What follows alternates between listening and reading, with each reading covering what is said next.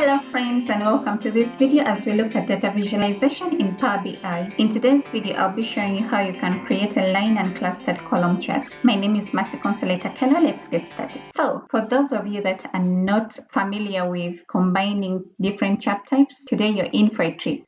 So how do we do that in Power BI? You have your canvas, come over to the visualization pane and look for a line and clustered column chart. Select it. Once it's on the canvas, we want our x-axis value. We're interested in the day. Then for our column y-axis, we want the speed of answer and we want to look at the averages. So we choose average. Then for the line y-axis, we're using the same variable. So we drag this to this line y-axis. We're also looking at the averages. So average. Lastly, we are adding a legend to this chart. So what we are looking at is agents. We can modify this a bit. So under agents, we are choosing Becky and Dan.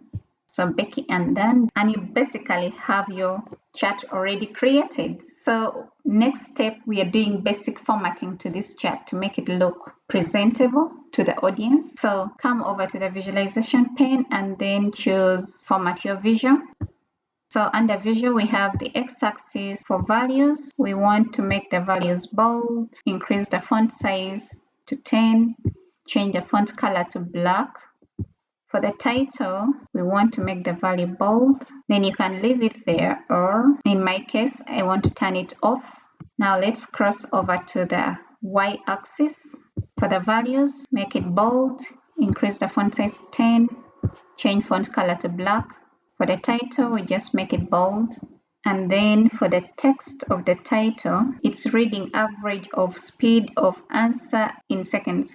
We want it to appear as the average speed of answer in seconds. Average speed of answer in seconds. That will do.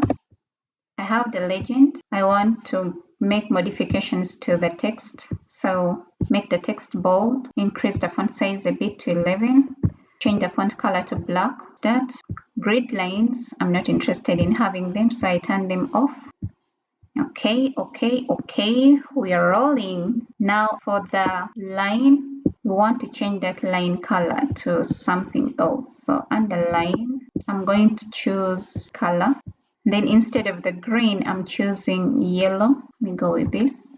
Now I'm going to cross over to general, make modification to the general title. So I make it bold. Then it's reading average of speed of answer in seconds and average of speed of answer in seconds by day and agent. That's a lot of words. So remove all of these so that we remain with average speed of answer in seconds by day and agent. So looks like we are good.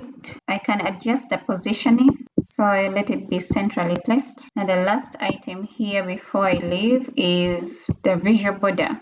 Let's add some border to the visual. So I can turn this on and then I can increase the width to 3. That can do. Now under the legend, you can see that it's reading average of speed of answer in seconds. So let's come back to build, and then under here we're having these values. So instead of having average of speed, we want it average speed. So can just double click there and then we can modify this text to read as average speed of answer in seconds. So press enter.